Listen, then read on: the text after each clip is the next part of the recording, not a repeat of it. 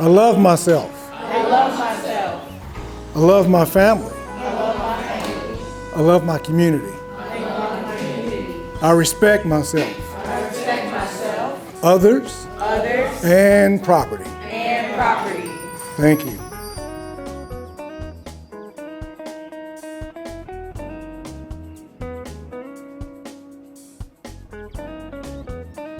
And we're in Spanish Lake. We have about 13 and a half acres, and we teach our community sustainable farming practices. The curriculum we go through, we follow the season, so to speak. So in the fall, we're more in the harvest time. So we're learning about harvesting food, tasting food, preparing meals, learning about nutritional factors in all the different types of fruits and vegetables that we raise. And then in the wintertime, what we do, we start with the seed. We talk about seed germination, the structure of a plant, we talk about composition of soil, composting, and then we start actually planting seed and starting to grow our seedlings to plant in the garden. We have about 8 raised beds at this site. See that what I did? Now, you're gonna squeeze this out like that, so it'll come out. See that? You see 2 plants? Now separate them, but try not to tear the roots apart. Want me to show you how to do it? There you go. See the root system in there? See? So now sit this one down. Then you're gonna sit this one in the hole. Sit that in the hole too. Sit that in the hole. This one, just sit it in there now. Who's got the water? Could walk around this way and pour water. This is like plant food. Put plant food all around it. Good, really good. Now you're gonna take your dirt like this and just cover it like that. That's it, that's good enough. So you're good. We're gonna cover this one up. We're gonna cover this one up. Yeah, there.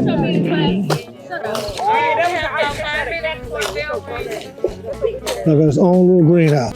We teach an organic method, in essence, of how to grow your own food.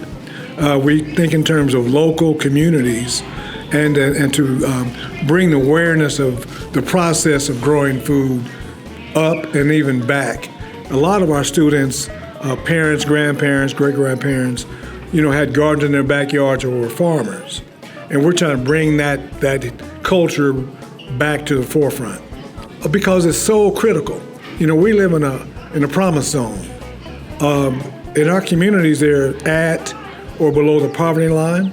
So we have to figure out how can we get, nutritious food, top dollar food for them at an affordable price. And one way is to grow it yourself. That's one way. One way is to figure out ways to work with the community gardens to find the local farmers. And there's all kinds of programs available to help people, if they choose, to think about nutrition more. Because nutrition is like that bedrock for your health. This is something they can use for the rest of their lives. They can share it with their communities, and it's, for all practical purposes, almost free of charge. So it's like a triple bonus process going on. And also, as students, this is like bedrock for education. They can take this all the way through their careers and maybe even choose agriculture as a career. That's an option. The biggest picture is to broaden their horizons, to give them more options and to give them more information of what's going on around them.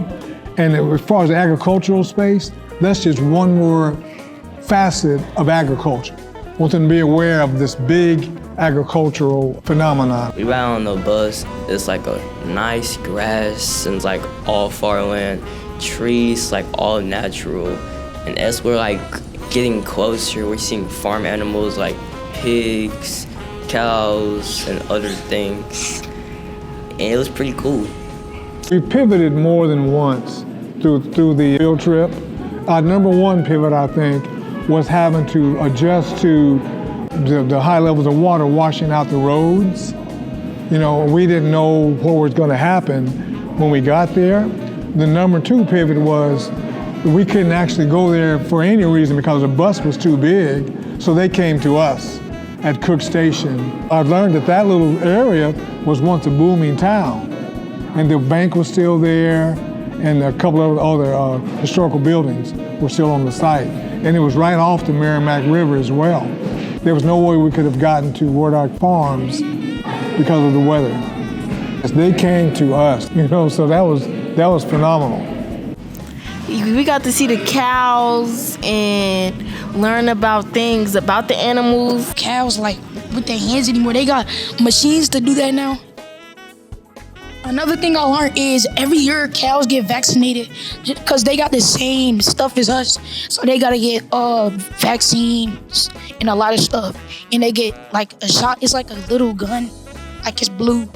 And they got this yellow thing where you can adjust it and make it like, so it can like drill more out. You can like label the cows like a big earring to them, label them or name them, basically. Fun fact that I learned is that that the little hog thing is killing most of the population of animals. They was important because they could like you could get sick from them, so that's why they got to track it down and eliminate them. One of the important facts about the feral pigs is that the state of Missouri is #1 in the eradication of these harmful feral pigs. So they're doing some really good work because they're really damaging the environment.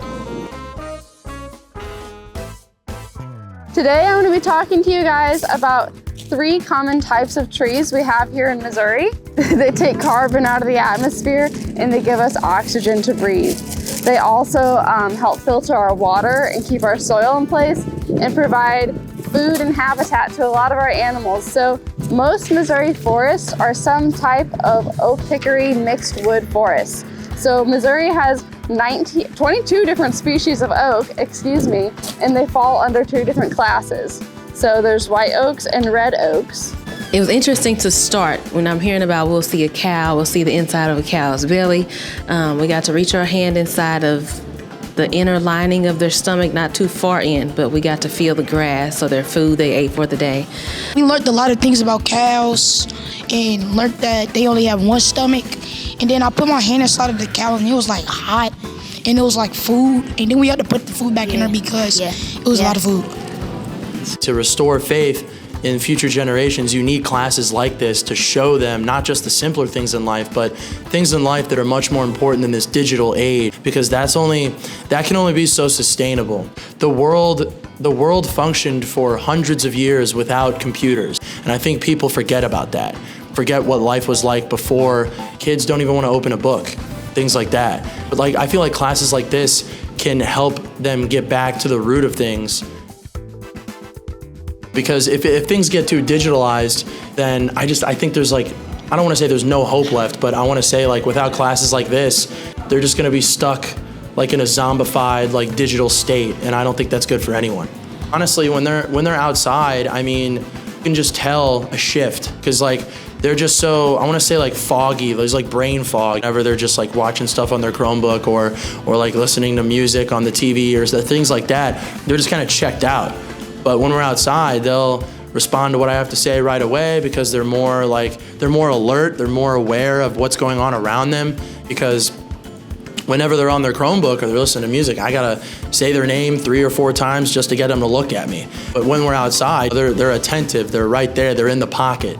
I think more classes like this would really just benefit their overall cognitive functioning, especially when it comes into the future, because kids in middle school, they're about to hit puberty. So everything mentally is going to start continuing to advance and to evolve. And I think with classes like this, it's just going to help it to evolve to a more elevated state. Working with this group of students, being that they're middle schoolers, it's pretty cool because they get it, they know what they like, they're gonna tell you what they don't like, but they are open to trying new things, especially vegan food. I mean, we all love to eat. Yeah, but other than that, I love how their brains are always on the go and we can always get their attention on whatever we're doing outside of everything that they try to keep up with. But having them has been truly an experience and a blessing. The importance of connecting students with nature is getting them to understand how nature works, and it's all about who you are. We're it's all of our foundation. What everything comes down to will always be nature.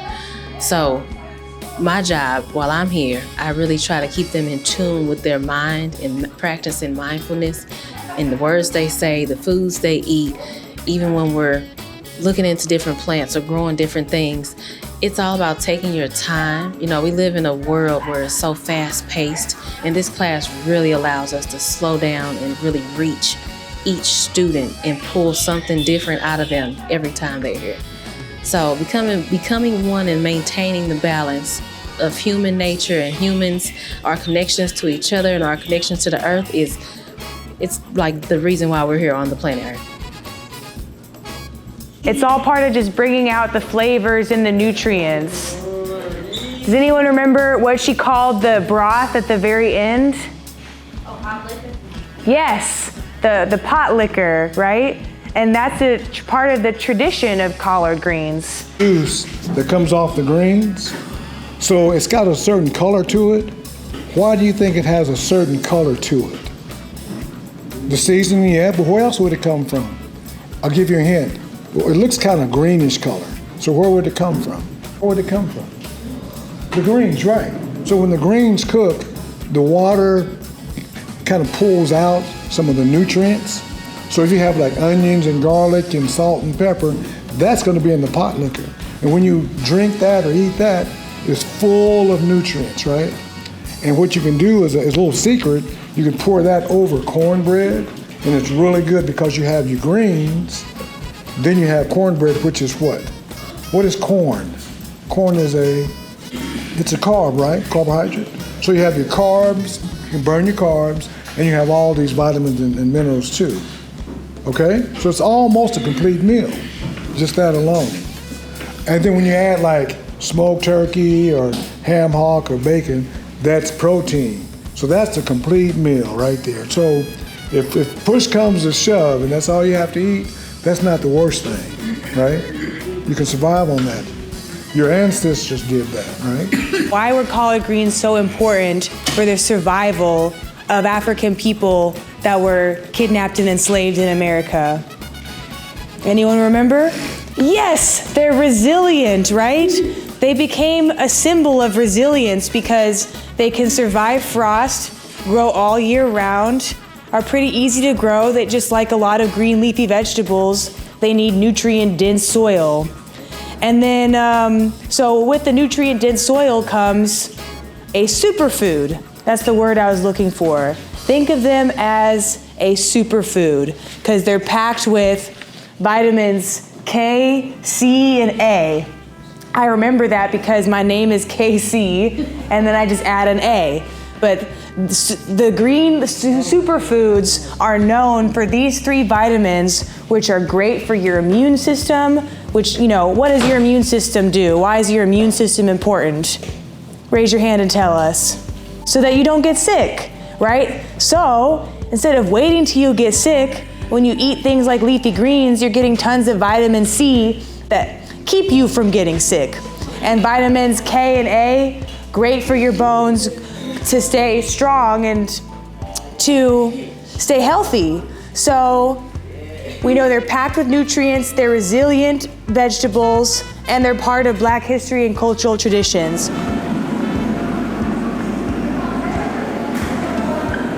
You know, this is a middle school, and we work in both elementary school and middle school.